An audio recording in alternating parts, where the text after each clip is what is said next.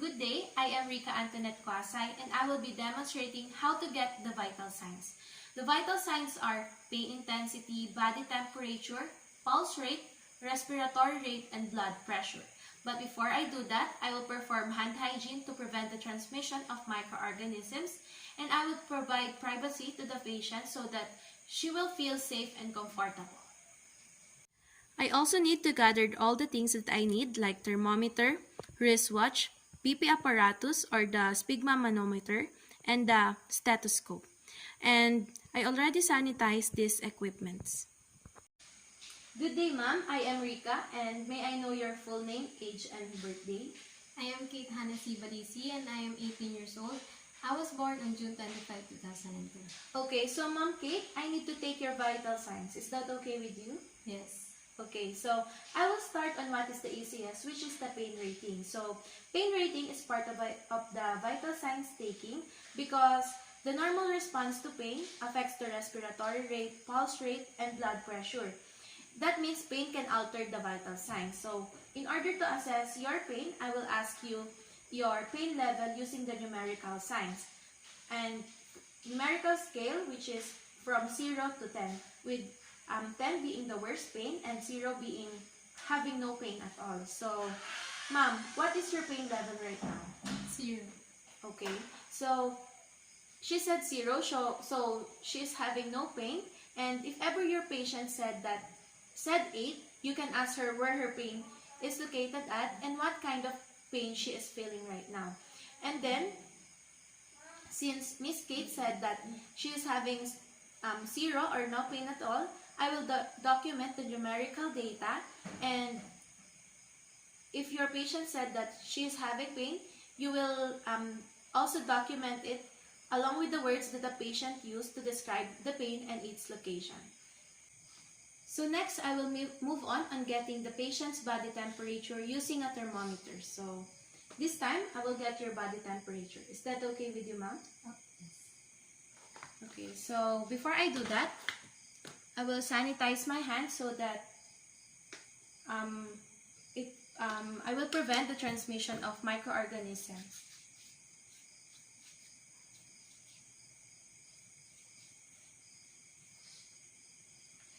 So for now, I will use a digital thermometer for auxiliary temperature.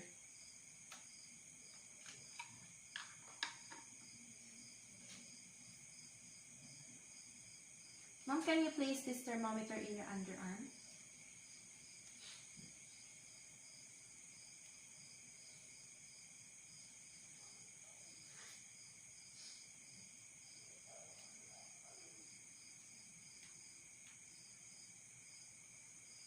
So the result will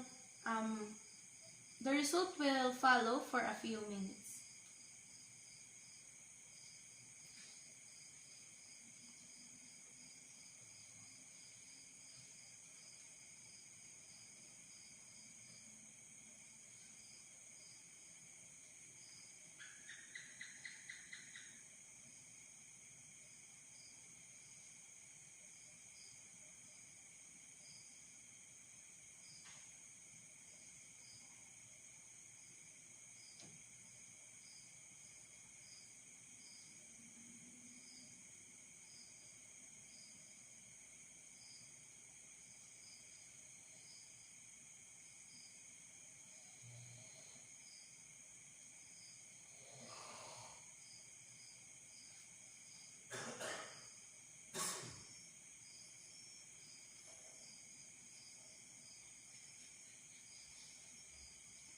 So the result is 36.7 degrees Celsius. So it is normal because the normal auxiliary temperature is 36.4 degrees Celsius.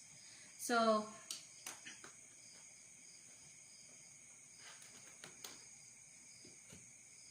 after getting the result, I will sanitize the equipment before I store it.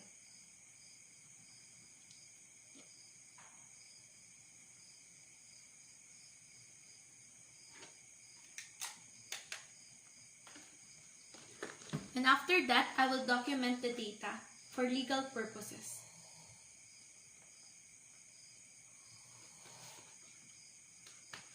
Next is I will get the pulse rate. So I will start in getting her apical pulse. I will position the client in supine position because in this position I will be able to expose her chest over the area of the chest over the apex of the heart. So in this pulse rate, we will focus on three things: the rate, rhythm, and the quality. So the normal heart rate is 60 beats per minute, and the less than 60 beats per minute is what we call the bradycardia. And then the greater than 100 beats per minute is tachycardia. So the rhythm is the pattern and the interval of pulsation, and they can only be regular or irregular. So the quality, it can be documented through a grading scale, which is 0 being absent, 1 plus is shred, and then 2 plus is weak, and 3 plus is normal, and then the bounding pulse is 4 plus. So I will find her apical pulse.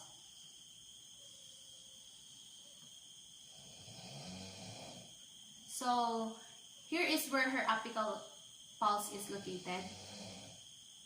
And then I will warm the diaphragm of the stethoscope before auscultating.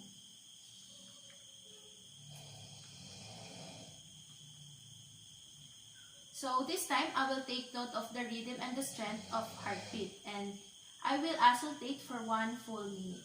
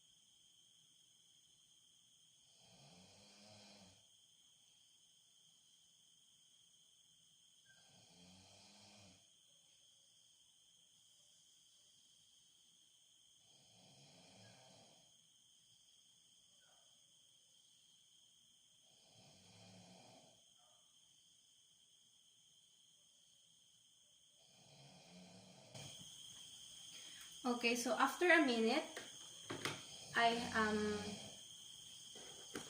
the result is 86 beats per minute, regular, and 3 plus, which is normal. So I will document these data or record the client's pulse rates for legal purposes. Next is assessing the radial pulse. So I will help my patient to sit down.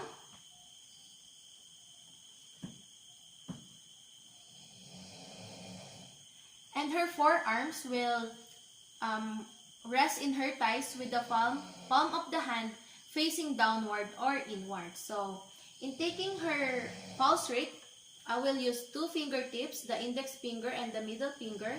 I will not use the thumb because there is pulse in here. And I will take it for 1 full minute, and I will take note of the rate, rhythm, and the quality.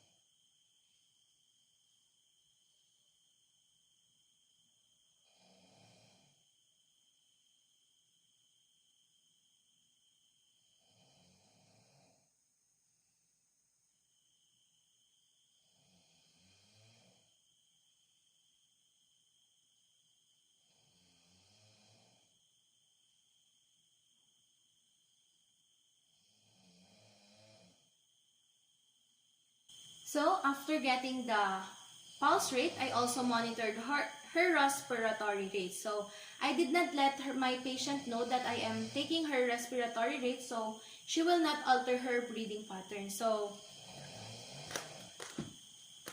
her pulse rate is 86 beats per minute, and that is normal. The rhythm of her pulse is also regular, and the quality is 3 plus, means it is normal. So, and then her respiration rate is 17 cycles, so it is normal because 12 to 20 cycle per minute is the normal rate for an adult. And after getting all those data, I will document her pulse and respiration rate.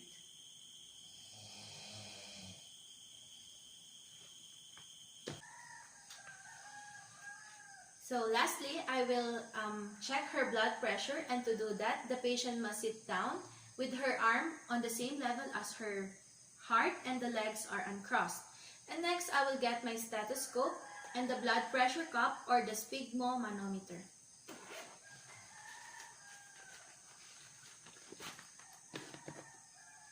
And then I will expose her upper arm.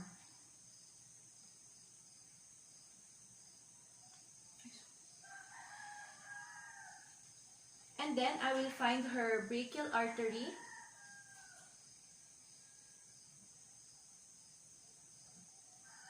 and apply the center of the bladder directly over the artery. I will wrap the cuff around the upper arm, approximately above the antecubital space.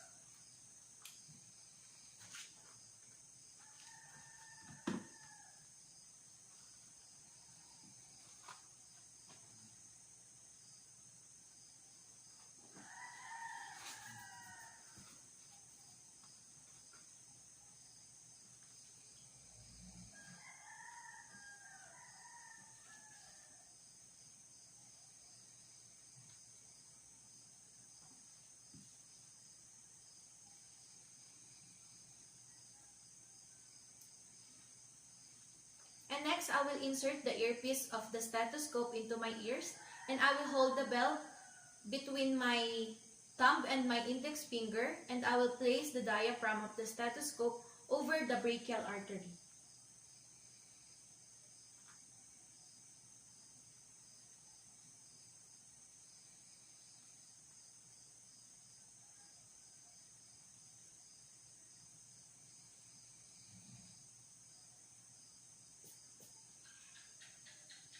And then I will hold the bulb and pump the cuff and quickly inflate it until the needle raises 20 to 30 millimeters per mercury above the point where the brachial pulse disappeared.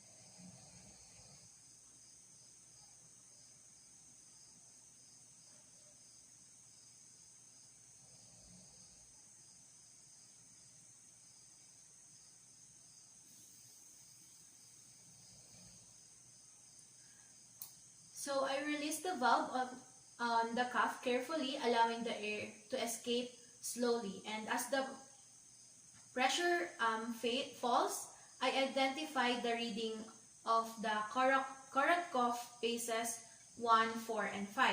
And after that, I deflated the cuff rapidly and completely.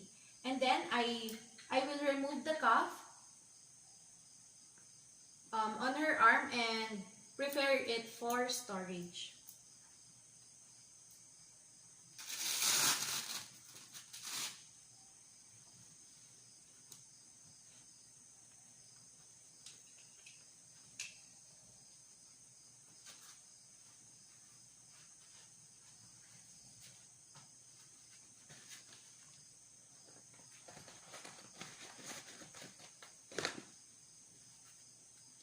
And then I will clean the earpiece of the stethoscope.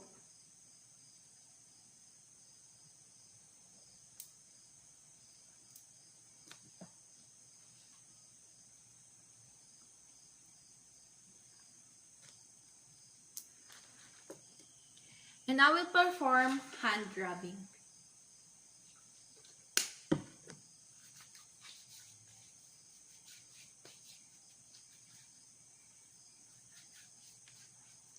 And lastly, I will document the blood pressure, which is 100/70.